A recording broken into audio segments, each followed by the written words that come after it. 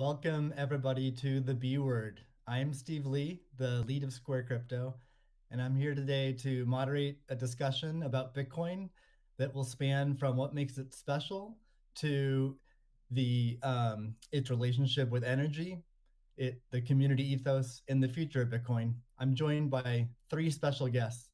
The first is Cathie Wood, founder, CEO, and CIO of ARK Invest. Next is Elon Musk, techno king of Tesla and chief engineer of SpaceX. And finally, Jack Dorsey, CEO of Square and CEO of Twitter. So we have a lot to talk about today. So let's get to the talk and get right to it. I'm going to start off by asking each of you a question, which is what's shaped and influenced your views on Bitcoin? And let's start with Cathie. Okay, Steve, thank you. Well, the first thing was our focus on disruptive innovation.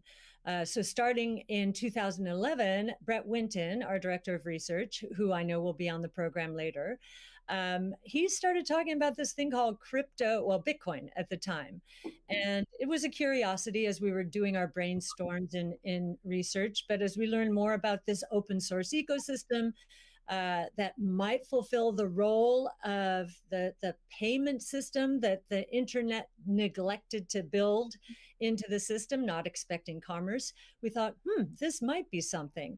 And then I became even more interested when I realized that my economics would come into play as well here. And Art Laffer, my mentor from USC, and a monetary scholar. In 2014, I asked him if he would collaborate on a paper on Bitcoin. And he was a bit of a naysayer at first, but agreed to read the paper. He read the paper, tore it up, and from an economics point of view, really wanted to understand this. And he said, I think you got something here. This is a rules-based monetary system. I've been waiting for this for my entire career. So the combination of disruptive innovation generally, economics on top of that, and the huge misunderstanding out there as to what this is, that was intriguing and launched our research effort. Thank you.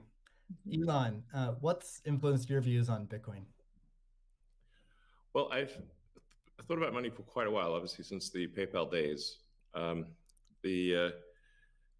then the companies that preceded that, X.com, which I created, and Confinity, which Peter Thiel, Max Levchin, Luke Howry, and others created. We combined the companies and made PayPal. So I've been thinking about money for a long time. And really, I think it's best to think of money as an information system, primarily an information system for labor allocation. For practical purposes, it exists in a series of heterogeneous databases, like very different databases in bank mainframes around the world. It moves quite slowly in reality. It seems to move fast sometimes, and it does with PayPal, which is real time. But the vast majority of the systems out there are batch processing. So the actual reconciliation may take 1 to 5 business days, sometimes longer. And you have the ACH system, which is ancient and still in operation, which allows transfers effectively like a check would be an ACH transfer, but it's not secure. And you've got the credit card systems, which are also not secure. It would be like handing your username and password to a stranger in a restaurant if you buy a meal. So there's definitely an opportunity for something that is better from an information theory standpoint. So and there you can think of it like data on a network. I think is the way to view it. What has the most throughput? What has the least error? What drops the fewest packets? Fraud, for example, being a source of error, and government interference in currencies being a source of error. But it's fundamentally an information system. So I think it makes sense to support something that improves the quality of information with which we conduct the economy. And Bitcoin is a candidate for that. It does, I think, some things Well, and it's obviously it's evolving, and there are additional things like Lightning being done on top of Bitcoin. Um, but Bitcoin per se is mostly solving for scarcity, or rather solving for uh, essentially having no throat to choke, decentralized. So there's no one who can be coerced in any way to uh, empty their Bitcoin account. Well, I guess they could technically, but on an individual basis, but the system as a whole cannot. Um, and um, and it has an open ledger, which is also quite good. But transaction volume is low.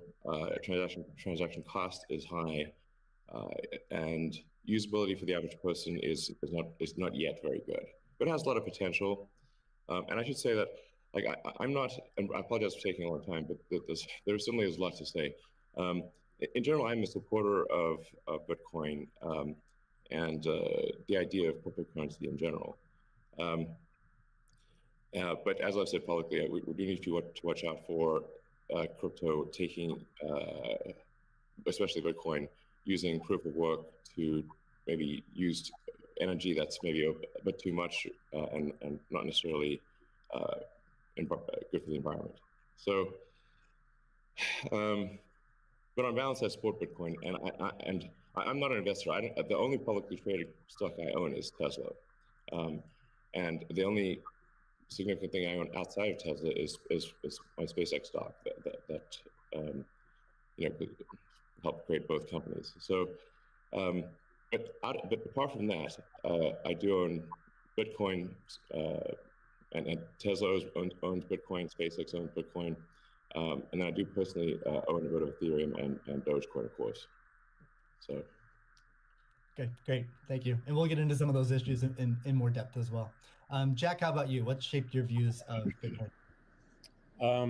The network and the community. It's deeply principled. It's weird as hell. It's always evolving, and it just reminded me of the internet when I was a kid. And I encountered alt cypherpunks when I was fairly young, and this was a topic of discussion for years. I didn't touch it until 2008 when we started Square. Elon and teams at X and PayPal inspired a lot of what we were trying to do, trying to bring in more to a physical world. But we encountered this crazy predatory system that was slow, that was obtuse, and I think one of the things that we tried to do, which X and PayPal also tried to do, is build an abstraction layer around this complication and around this predatory nature that the financial industry can tend to be, and make it work for people. But when I saw Bitcoin in 2009, you see a chance to replace the whole foundation. And everything that Elon was talking about in terms of ACH and the credit card networks were built with very different agendas in a very different time frame, and it's crazy that they still exist, and they have scaled, but they just are not relevant to today, and they're certainly not relevant to the future, especially when you consider the entire world and countries like Nigeria or Ghana or India, and its interconnection with countries like the United States and Canada and all over Europe. So what really drove my thinking and drives my passion around it is, like, if the internet gets a chance to get a native currency, what will that be? And to me, it's Bitcoin, because of those principles, because of that creation story, because of its resilience, because of the number of tests it's been. But what inspires me the most is just the community driving it. It just reminds me of the early internet. It's the only reason that I have a career, because I learned so much from people like who are building Bitcoin today, and I continue to learn in that sense, and I'm so grateful for it. So that's a good segue into the next question I'd like to ask you, Jack. Is you said before that Bitcoin changes everything. Can you speak more to that? Well, I just think that a lot of what we experience in life, when you really get down to the foundation, a lot of our monetary policies, a lot of our monetary systems cause so much distraction and so much cost. And when you get to a system where you have the potential for people to truly own it, they can verify it themselves. You don't have to have trust going in. You don't have to trust it at all. You can verify it through source code or whatever your appetite is, and that any particular person can help drive the future of it. And at the same time, it's not controlled by any state. It's not controlled by any bank. It's not controlled by any corporation. And these three parties of people who participate in the network, people who mine, and also the developers, constantly debating the correct roadmap and the way forward, is a beautiful thing. And I don't know of many other consensus-based models that have existed at that scale for this long with this amount of success. And we're still fairly early. So when, I met a woman in Ethiopia 2 years ago, and she was trying to create the lift for Ethiopia. Elon, I think I reached out to you at that time as well because she really wanted some Teslas. She still has to take paper fiat cash from her passengers and pay all of her drivers in the same way because there's no monetary system that she can utilize. There's nothing digital. And Africa as a continent is hugely interconnected from a monetary standpoint, but also hugely taxed in that same way. So a lot of the potential that I see, the internet having a native currency helps her build her business in a much faster way. And also, if you consider something like Bitcoin existing before YouTube, before Twitter, before Facebook, a lot of the business models that we have today would not be the same. We would certainly not have the dependency we have upon the advertising business model if Bitcoin existed pre-Twitter. And I think the amount of business models that it enables, the amount of innovation it enables going forward, especially when you can consider the whole internet instead of going country by country by country by country, which you have to whenever you're dealing with finance, it really just opens the aperture. And that is what I want to see in my lifetime is a currency that is standard and sound for the internet that everyone can use. Great. A hallmark of Bitcoin is its fixed supply of 21 million coins. Elon referenced that earlier. It may be the first system that humans have created that humans cannot later change. Kathy, I'm curious, with your background in monetary history and macroeconomics, what are your thoughts on that type of system? Oh, well, I'll recount the story about Art Laffer and our going through the paper, and he said, as I said, first rules-based monetary system, global, ever. This is a very big idea. Once we had convinced him of the ecosystem itself. Now, this is the role that it's playing, given that the rule is a quantity rule, that 21 million units, is really a store of value role. So there are three roles of money. Store of value, very important. The means of exchange, so for transactions, and the unit of account. Every good priced in terms of whatever the unit is. So store of value is its primary use right now. The others exist. Unit of account, reserve currency of the crypto asset ecosystem. That's being seeded a little bit towards stable coins right now. But the store of value is a very big role, and means of exchange with apps built on top of the Bitcoin blockchain, we think is going to become more of a reality. Right now, high value transactions take place over Bitcoin, and that is a very useful role. So we look at those, and I remember saying to Art, "How big could this be?" And he said, "Well, how big is the U.S. monetary base?" Well, today it's $8 trillion. $8 trillion. At the time we were talking, it was $4 trillion. So we've gone through another crisis since then. And And so the store of value, this idea that purchasing power will go up over time if demand rises relative to supply ultimately fixed at 21 million units.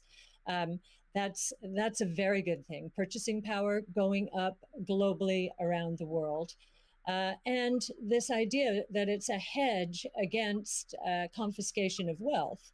And that can take place in a myriad of ways. But inflation, and especially hyperinflation in emerging markets, is the primary way. Talk about destroying purchasing power. So that's a very big idea. And I'll also mention deflation. In some ways, it's a hedge against deflation. I know some people are confused that we at ARC think that we're in a deflationary environment here in the United States. If that is true, the odds of a hyperinflation in the rest of the world, especially in emerging markets, is also true. So, but this deflation, and we learned from 08, 09, there's counterparty risk associated with deflation. And I think Bitcoin would be a hedge against that eventuality as well. So it's a very big idea. Right.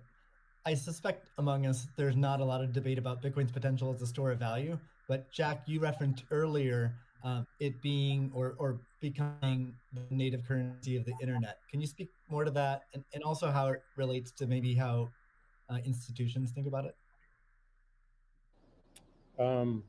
Yeah, I mean, like just simple example. If I happen to be in Ghana and my family is in Nigeria, currently I can take anywhere from and I need to send money back, anywhere from 10 to 30% off the top just to send that money back. Whereas if you just focus on the worldwide remittance problem, Bitcoin solves so many of those problems today instantly without having to go through any intermediaries or any slowness or complicated systems that a corporation or a state created. So I think having sound money that is separate from the state is the idea. Having it completely verifiable by everyone, including the state, including corporations, including individuals, including developers who want to build on top of it, is quite powerful, and that's what keeps it secure and strong. And I think that's we need more of that, which is why one of the reasons why this conversation is so important is as entities come into the space, it's not just buying an asset and holding on to an asset and treating it as an investment. There's something special that created this, and something precious and something very unique, which has to be protected, and we need to do whatever we can to help that thrive as well. Elon, I'm curious your opinion on this. You mentioned earlier about Bitcoin's throughput, or the importance of throughput, maybe some concerns around Bitcoin. Can you speak? Do you think Bitcoin can become peer-to-peer cash? Well, Bitcoin does have a fundamental scarcity limit at the base layer that's designed in. That doesn't mean you can't have some layer 2 system in theory like Lightning. And I understand Lightning is doing well in some small countries. There's some question mark as to whether you need a money transmitter license. Just a debate as to whether that's needed, given that it is not open ledger. So that's a whole separate debate, of course. But Bitcoin by itself simply cannot scale to be the monetary system for the world at base layer. But with a second layer, this is possible depending upon how that second layer is implemented. Yeah, that's part of why I think there may be some merit to something that may seem silly, like Ethereum, like Dogecoin. I think Ethereum also, like I said, the three things I own outside of SpaceX and Tesla, and obviously it's a Neuralink and Boring Company, but of any significance are Bitcoin by far, and then some Ethereum and some Doge. So if the price of Bitcoin goes down, I lose money. I'm not sort of I might pump, but I don't dump. So it's not a case of I definitely do not believe in in getting the price high and selling or anything like that. And I would like to see Bitcoin succeed. I think there's some merit to this is not a slam on Bitcoin. There's some merit to considering something that has a higher max transaction rate and a lower transaction cost, and kind of seeing how far you could take a single layer network where the exchanges act as a de facto second layer. I think you can probably take that further than people realize, and as bandwidth increases over time, latency decreases. SpaceX's Starlink is actually playing a role in this, and I think long term people will probably have access to worldwide access to gigabit level connectivity at low latency, and so at low cost. And so then your base layer could do a lot of transactions if you take that into account. So yeah, but like I said, Bitcoin with a layer 2 system certainly could scale to do a vast number of transactions. Same goes for Ethereum. Question about the scaling at the layer 1. The concern from the past 5 years of debate in the Bitcoin community is that would sacrifice too much decentralization and hurt the censorship-resistant properties of Bitcoin. I'm curious if what are your thoughts on that? Are you sensitive to that? And are you concerned about losing some of the special properties of Bitcoin or another cryptocurrency by scaling at layer 1? Yeah, I mean, these things are helpful to use the physics tools of thinking and say, scale up, scale down, and see if it still makes sense. So if scaling up the transaction block doesn't make sense, why don't you scale it down? And have it be, so that somebody, with a laptop from 2008 can still run a Bitcoin node. Why not slow it down? Oh, you want to slow it down? Well, maybe you're at the wrong number then. there's actually there's members in the community that do want to slow it down, but I understand your point. It's silly. The reality is the average person is not going to run a Bitcoin node. So this is and Bitcoin, it was a lot of clever ideas, but these parameters were set, I don't know, in 2008 or something, maybe 2009. And there's been some improvements since then, but not a lot. So, it's sort of like if there was still in 2008 there was still a non-trivial number of people on modems. So, now it is quite common to get 100 megabit connection just for a house. Some houses have gigabit connections. So, and that trend is obviously in the direction of higher bandwidth and lower latency. And if somebody else doesn't do it, Starlink certainly will. So I have high confidence that you will be able to maintain a decentralized finance system while still having a much bigger blockchain, aka ASCII text ledger, a hash ledger. You can make the hash ledger bigger without suffering from decentralization as the average connectivity improves, obviously. One idea would be to put a Bitcoin full node in Starlink terminals. That way more people would be running it. Actually, I have run this by the team at one point.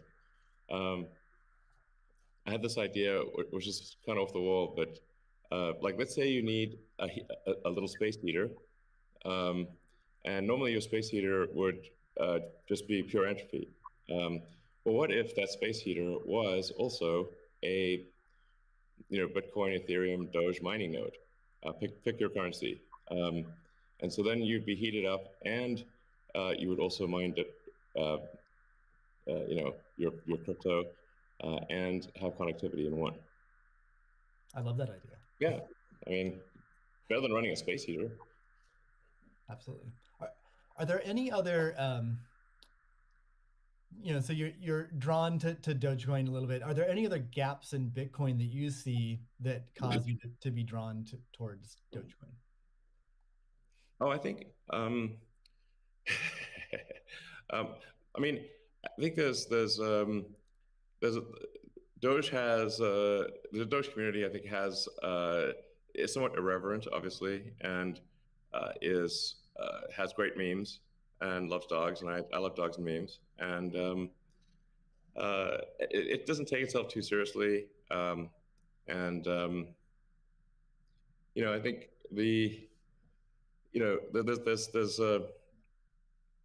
there's Occam's razor, which is the simplest answer is the most likely. It's a summary of Occam's razor. The simplest answer is the most likely one. Then there's a friend of mine came up with a variant on that the most ironic outcome is the most likely one. And then I have a variant on that, which is the most entertaining outcome is the most likely one. So if that is true, then the most ironic and entertaining outcome would be that the cryptocurrency that was started as a joke to make fun of cryptocurrencies ends up being the leading cryptocurrency. That would be the most ironic outcome. Jack, what are your thoughts on that? Is Bitcoin resilient enough to overcome that? I think it's resilient, but also I think like you find, I mean, that's what attracts me to Bitcoin in the first place is the irreverence. A lot of that just brings it forward, and at first go it makes it a little bit inaccessible, but as people get into it, it makes it more accessible and more spreadable. And I absolutely think the resilience is there. I think it's important to have fun as well. And anyway folks can express themselves. I think that goes back to the main idea of like how do we create a native currency for the internet? Anything that goes towards that path, like that's whatever wackiness or fun we can have along the way. That's going to make it a lot more enjoyable, and it's going to make a lot more people want to use it. I'd also point out there's nothing stopping someone from creating a Bitcoin wallet that's like fun and has memes, has dogs. That's possible as well. Great. Let's move on. Right now at this point. Let's move on to the next topic, which is Bitcoin and energy. It's a really hot topic that lots of people are talking about. Let's start with Elon. You've been vocal on this. You've said that. I mean, you said many things about it. You've also said that Tesla will resume payments in Bitcoin payments if the renewable energy is approximately 50% and sort of looks like it's on a positive future trend. What do you think the state of things are with respect to that? Yeah, so I do think that there appears to be a positive trend in the energy usage of Bitcoin.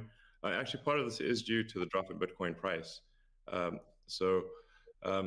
mean, what I observed, or what I thought I was seeing, there may be some disagreements on this, but from when Tesla announced that it had acquired Bitcoin and was doing Bitcoin transactions, there was a massive run-up in the Bitcoin price, and also a massive increase in the amount of energy used to mine Bitcoin. And I think I understand renewable energy quite a bit. I mean, Tesla does solar and interacts with a lot of wind generation through our mega pack, because basically need to store energy from wind and from solar. So we're pretty plugged into the renewable energy industry. And there was just no way that you could basically double or triple the amount of energy in such a short period of time with renewables. You could shovel coal that fast. And so I was like, look, this is too sketchy. Tesla's mission is accelerating the advent of sustainable energy. We can't be the company that does that and also not do appropriate diligence on the energy usage of Bitcoin. So all I did was I said, look, we're going to suspend Bitcoin transactions for now. We're not selling any Bitcoin, nor am I selling anything personally, nor is SpaceX selling any Bitcoin. Again, I want to emphasize SpaceX, Tesla, and I own Bitcoin. I also own a little bit of Ethereum and Doge, but the companies just own Bitcoin, and the Bitcoin that I own is worth much more than the Ethereum or Doge. So clearly, if I'm if these actions negatively affect me financially, if I was purely financially motivated, then I would not express this reticence about Bitcoin energy usage. Now, it looks like Bitcoin is shifting a lot more towards renewables, and a bunch of the heavy-duty coal plants that were being used, unequivocally being used, this is not a question mark, have been shut down, especially in China. So I think it's probably, I we want to do a little bit more diligence to confirm that could confirm that the percentage of renewable energy usage is most likely sort of at or above 50%, and that there is there is a trend towards increasing that number. And if so, then Tesla will resume Bitcoin, accepting Bitcoin. Yeah, so I think we want to just do a little bit more diligence, and I think, but most likely the answer is that Tesla would resume accepting Bitcoin, most likely. That's Steve, great to hear. I would agree with that. Kathy? Yeah, may I ask a question? Elon, I'm not quite sure if you saw the paper that Square and ARK did together on making Bitcoin mining a part of a utility, a broad-based utility ecosystem, whereby, the overage from sunshine or wind powers the Bitcoin mining machine, thereby enabling the proliferation of renewables to a much faster extent, or at a faster rate than otherwise would be the case. What do you think of that? Well, the problem is that in order to operate so-called mining or hashing rigs, in order to operate a bunch of